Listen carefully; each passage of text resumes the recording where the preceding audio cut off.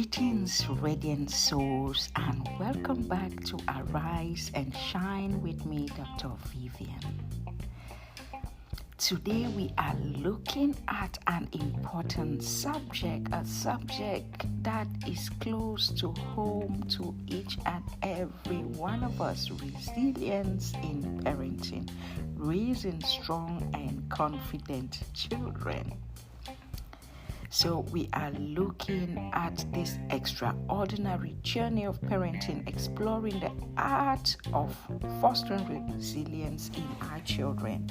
So join me for a captivating exploration filled with real-life narratives, timeless wisdom, and strategies to help us raise strong and confident children. So I'd like us to start this discussion going back to the good book. And I want us to pause for a moment and think about the story recorded in the Bible of the prodigal son.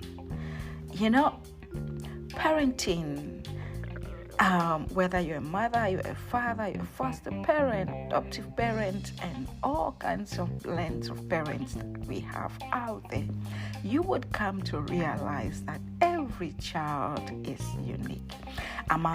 When we think about the story, for those who are not familiar with the story recorded in the Bible of the prodigal son, talking about our father's engagement with two sons. It paints the picture of two sons. One son that is so obedient, does every work the father says he must do, and continue to work in the father's business, irrespective of anything. just being the perfect ideal child. And the father says, go take care of the sheep, he goes. The father says, do this, he does. The father says, and he is so accountable, so good a son. And the same father has another son that the Bible calls the prodigal son. And this young man grows to a particular age, whether teenage age, young adulthood, and he tells his father, hey dad, I'm tired of being under your roof. I want to leave home right now. But before I do that, would you please do me a favor? Give me my own share of your inheritance. I know you're a wealthy man, and I know half of your estate belongs to me. Since you only have 2 children, can I have my own share right now? I need to go. And when you think about it, and as parents, sometimes our children place difficult demands on us. And the question is, should I reprimand? People might judge the prodigal son's father for agreeing to the demands of the son, or responding the way he did by actually giving this young man half of his estate and say, okay, go try life. Some parents will say, no, you would have left that with your lawyers. But because we were not in his era, we did not understand the kind of pressure this young man put and what guided his decision. We might not be able to fully analyze. But anyway, he gave this guy half of his estate and told him, go wherever you want to go, try life, and I wish you luck. And this guy goes out there and wow, I am rich. Come on, like every young man or woman will do. You get an estate, an inheritance of lots of money. And he goes spending, and enjoying his life as we would expect that to be. Some other more prudent young man would have taken maybe go investing and doing other things. But this guy went partying. And once all the resources dried up, his life went back to square zero. Worse than he used to be, like a son of a rich man. And he found himself desperate, fighting for food with animals, pigs. And he paused for a moment and said, come on, my father's servants and workers are better than I am. My father is a better boss than my current boss. So I'm his son, but I've lost this child or son responsibility or role by my actions, but maybe I could just be an employee and get more benefit than I am getting here. So he settled back home.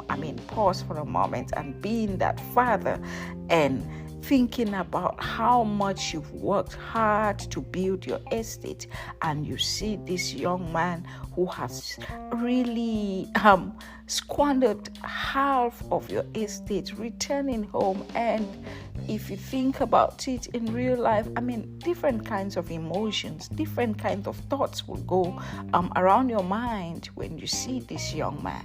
But the Bible says when the father looked at this young man, he reached out. This young man had rehearsed his speech, what he's going to say to his father and everything. But while he was still far off, this guy knew something was definitely wrong with this young man. And he went out, reached out to him, embraced him, no question asked. Nothing asked what happened to my money and everything else. He just received him home, changed him, made a party in his honor. What an amazing father. That's the ideal father, right? I think someone listening to me said, this guy is an ideal father. Does this kind of fathers exist in real life without no questions asked? Looking at this young man and the kind of thing that he did to his estate. But parenting is hard, and God gives you different graces. I was talking to a friend, one of our listeners, Sarah, and she was talking about unexpected challenges. What happened when your child, a teenage child, kind of really just begin to make some kind of decisions that are leading to their own personal life. They make from one wrong choice to another, and as a parent, to sit there and watch and being helpless sometimes, and you try to guide, you cry, you pray, you talk, and you don't see the difference, and sometimes you become helpless, and sometimes you might need external help, whether it's counselors. But Sarah was telling us how she managed to bring back her teenage child and making this child to become more resilient and growing to make better choices. So this is part of it. Really dealing with the resilient part, dealing with the part of really getting our children to know that the parents' love will always be there, irrespective. And that takes me to another important point, talking about emotional intelligence and confidence, which is really, really important when we want our kids to become all they were created to be. So we don't just want our kids to be resilient in adversity. We don't just want our kids to be strong kids, but we also want them to become emotionally intelligent. We want them to become more confident. And it is very important when we look at I love the good book. When you read the Bible and you read about the little Jesus, the baby Jesus, you look at how the parents raised this guy up, growing resilient in different areas. You begin to see how his upbringing kind of prepared him for the kind of leader that he eventually showed up to be. This is a guy who goes to church, stays behind, asking questions to the leaders about some of the things that he has learned. This is a guy who you can just see this guy is growing up to become quite intelligent from the things that he begins to engage in from a very young age. And you would know that this has something to do with the kind of parents he had and how they tried to help him. I mean, the Bible even records saying he grew in wisdom, he grew in strength, he grew in knowledge, he grew in the fear of the Lord, he grew in favor with men and with God. So you could see holistic development of this young man. So it is important that in this day and age, we must strive to equip ourselves with those strategies that help us raise resilient children, that help us raise emotionally intelligent, confident kids that can actually carry on their lives in a way that adds value to society and to themselves in a very mature way. So it's been exciting to actually share with you great souls out there. We've looked into the heart of parenting, the challenges of parenting. We've looked at the story of resilience, of love. I mean, like we saw in the father of the prodigal son.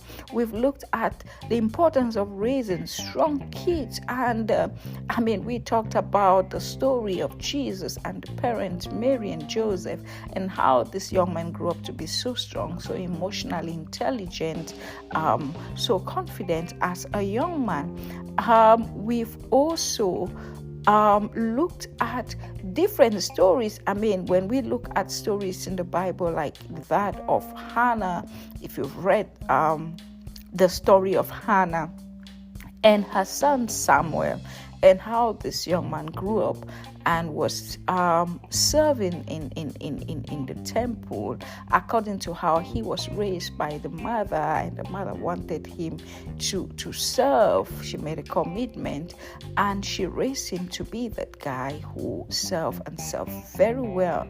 So this really gives us some kind of timeless wisdom. I know there is so much to this. I mean, this is a topic that we hope to explore in the future, bring in kids, bring in parents, because parenting is so important as it helps us to nurture, to raise the next generation of strong, of confident kids that would continue to add value to the world. So as we begin to round up this episode for today, I want to leave you with a spark that will continue to illuminate your path in parenting. So imagine resilience not just as a quality we instill in our children, but as a shared journey. You know, we want to be able to work together with our children to grow in love. As they grow in love, we also grow in love, in patience, and in support for them as they also support us in this journey of parenting.